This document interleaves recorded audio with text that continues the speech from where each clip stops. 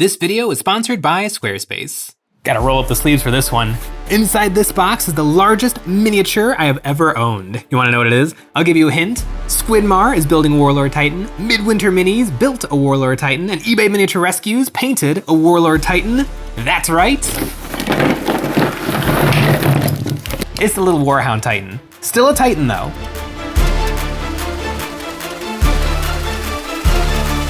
Drop it.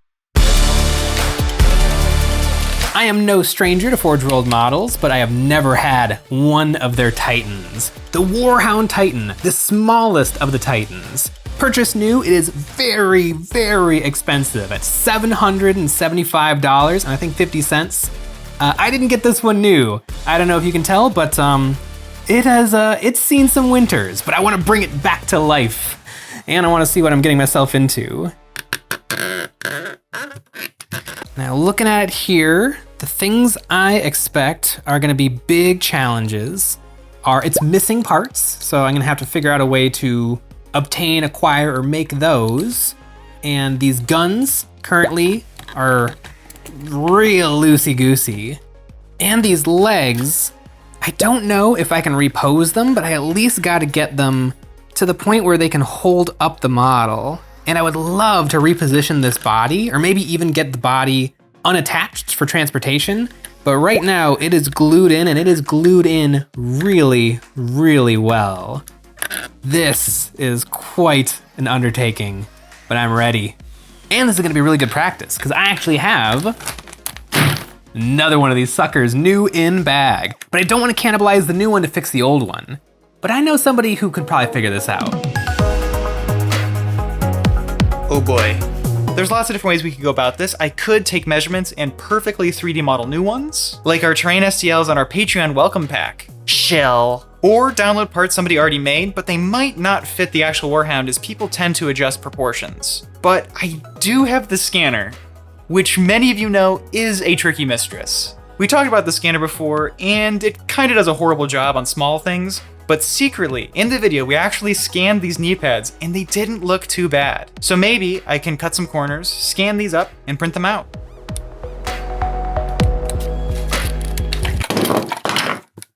First things first, I gotta knock all of the years of dust this thing's accumulated off, and it's a little bit sticky. So yeah, I gotta get this pupper nice and clean before I can start fixing it. People ask me all the time how I keep my minis free of dust. The answer is I don't. I just give them a rubbing with a big brush right before they appear in a video. The stickiness was more of an issue. I need to use some Goo Gun and elbow grease to fix that. I think the time has come to get this foot off of this base. Oh, don't break, don't break, don't break, don't break, don't break, don't break, don't break. Oh, clean-ish. The previous owner cannibalized some Games Workshop flyer for this Titan. Not a bad idea, but I think I can do better. The primer is holding on surprisingly well. I have not been gentle with this sucker, but it doesn't seem to be going anywhere. That can't be said though for this head. For whatever reason, the paint is flaking right off. I don't know if the previous owner just forgot to wash the mold release off of this piece, or if this was part of a different batch and it just got extra mold release agent on there, but whatever the case, I'm gonna have to fix it. Ultrasonic cleaner time with maximum strength goo. 50% water, 50% LA's totally awesome. Hopefully this gets the paint off of there. It's been soaking for about 10 minutes, so that paint should come right off. Come on, something come off. I had to scrape every bit of paint off by hand. Hopefully this isn't foreshadowing for how difficult this whole Titanic build will be. Once it was clean, I gave it a sand to make some grit to help my new paint stick down. That took a lot more work than I wanted it to be, but it was important. Now there's a little bit of grit, so hopefully the new primer will stay right on there. This piece is going to get a lot of handling, because I know every time I show up with this sucker, people are gonna ask, did you paint the pilots? Then I'm gonna have to grab this head, yank it off, and show them. So that's fine, it's all clean. Now it is time to really break it. I wanna cut this sucker's body apart right here, and I also wanna cut off this leg right here. I think I might have a chance with the body, but this leg is probably gonna need some hacksawing. I might get really lucky with this body because I can see just a little bit of daylight through this seam in the middle, so I might just be able to spudge it apart. I stabbed into this sucker with all my strength and... Damn! I can't believe it. I can't believe it. It just popped apart beautifully. I still got the stump, I got the hole. This is gonna work out. Now for the leg. I did the same hammering and twisting, and just like the body, it gave before the guard did. Thank goodness for bad glue. That sucker popped right off with quite a bit of work. That is gonna make things so much easier. I thought I was gonna have to do some invasive surgery, but now it's gonna be a breeze. I'm gonna focus now on the lower half and the feet, and this thing has got big old feet. Ladies, do the math. I needed a base that could hold this Titan, and I found a 9-inch diameter planter saucer at my local hardware store. Now this base is a circle, but you know what isn't a circle? That's right, a square. Squarespace has been empowering individuals to create their own online web presence and launch their passion projects by giving them the ultimate website creation tool. With tons of award-winning templates to choose from, no matter what style you envision for your perfect website, Squarespace has got you covered. Worried it's gonna take forever to fill up your site? Well, have no fear, Squarespace is here. Once you have made a page, it's as easy as copy and paste to have the rest of your website filled in. Now I know what you're thinking, how will my website look on mobile? Well, I can put your fears to bed because Squarespace has thought of everything. Their templates automatically adjust to any device, keeping the overall style of your website intact and ensuring that your content will look great on every device. So head on over to Squarespace for a free trial. When you're ready to rock and roll, use our code EonsOfBattle to save 10% off your first purchase of a website or domain. I scuffed up the top of this planter to help my basing materials stick, like this rhino and some broken cathedral.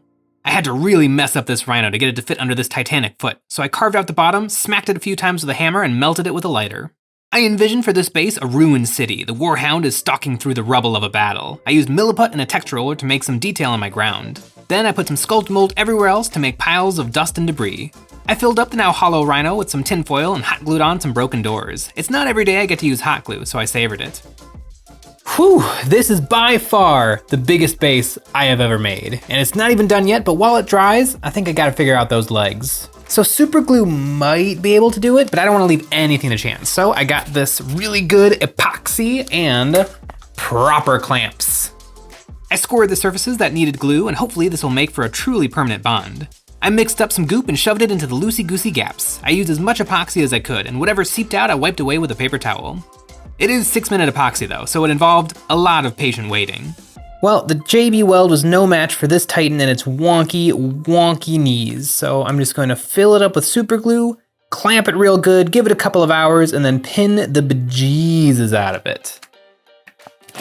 No! Come on. There we go. While I had the glue out, I did his shoulders too. These hold up the gun, so I don't want them to break again.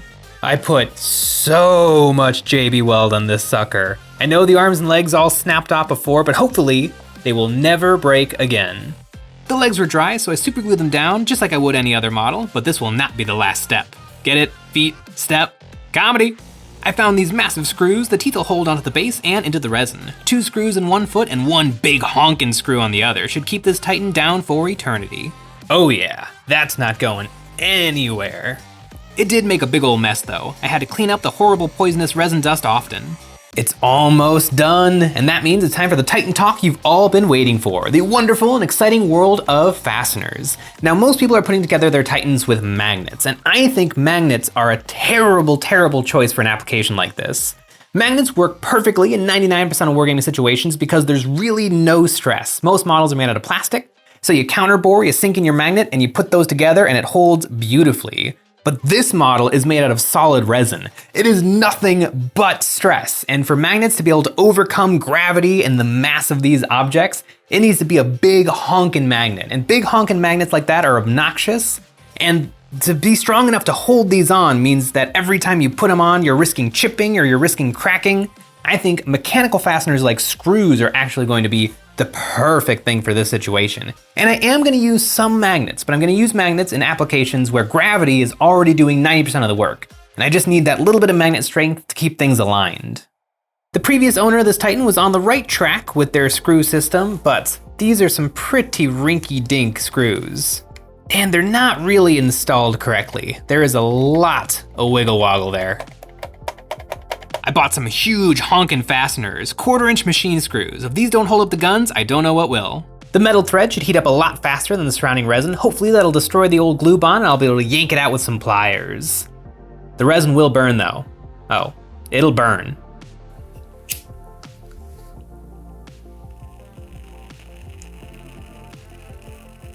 All right, that's a good noise, hopefully.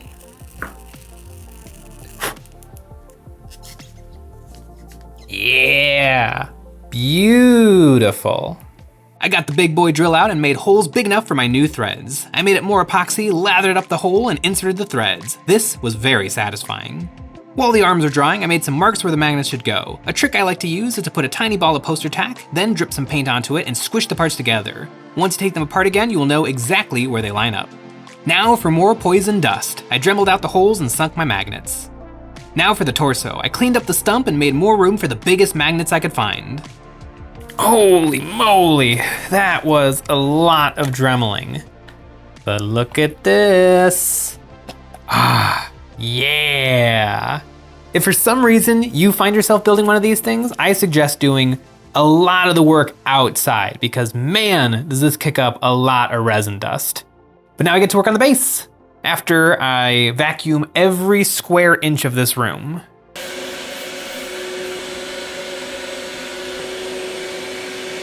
The model was cooking, it was time to give the base a little more love. I glued down the broken cathedral and I made up a basing mix out of shredded cork, pebbles, sand, bits, and some scale bricks I've had in a drawer for the last 7 years. I glued down some bigger bits to the base, then I layered on some wood glue and sprinkled on my basing concoction. Then I made some more battle damage on the Rhino, like this Titan's Vulcan Mega Bolter put some rounds through it. And the base is done. It's pretty cool, but not as cool as this month's Patreon terrain pack, the Dark Factorum, a bloody modular grimdark factory full of steel and sinew, available for the month of January. It's getting really close to being done, but I think it could use something in this area. Let's make a dick banner! I made a paper banner to figure out the size I wanted, then I traced it onto a thin sheet of steel. I cut it out with a heavy-duty pair of scissors, and then came the fine-tuning. Just like your grandma's curtains, I made some tabs to fold over the curtain rod. Then I made it flap in the breeze. Now to attach it to the Titan. I want some chain, so I made some more tabs and put a hole in the flat part so I could hang some chain off of it.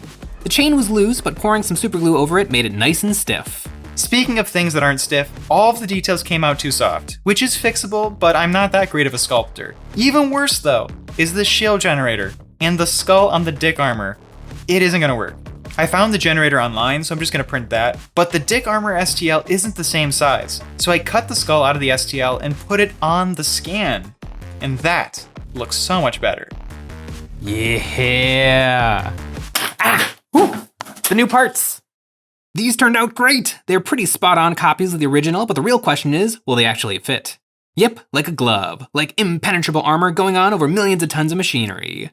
Final assembly time. It's all put together. It's all put together. About 10, 11 pounds of resin and wood and metal and plastic. There's only one more thing I'd like to do. Whenever a model is significantly kit bashed, it always looks a little ramshackle before it's painted. All its parts are showing through and it's painfully obvious it's a toy. But once it has a coat of paint on there, it transforms. What was once an obnoxious resin mini is now a living, breathing Titan, ready to wreak havoc on Nick's Blue Orcs and Sean's Imperial Guard. The Warhound Titan. I now have one of Forge World's Titans. I never thought this day would come, but man, I have been a naysayer on Titans, and I still am. Don't buy one of these, but they are kinda cool. I've seen a couple of these in person in real life. In an Apocalypse game, I actually faced one of these things and it destroyed all 60 of my Necron warriors. But man, they are kinda slick. And it weighs about 10 pounds and it's trying to break itself from all that weight, but it is kinda cool. If Games Workshop ever made one of these in plastic, which they should, it would be pretty slick. But man, I don't know when I'm gonna get around to painting this thing. If this video gets 5,000 likes, the next Wednesday video, I'll paint this sucker up. But in the meantime, I think I might have to get some games in with this.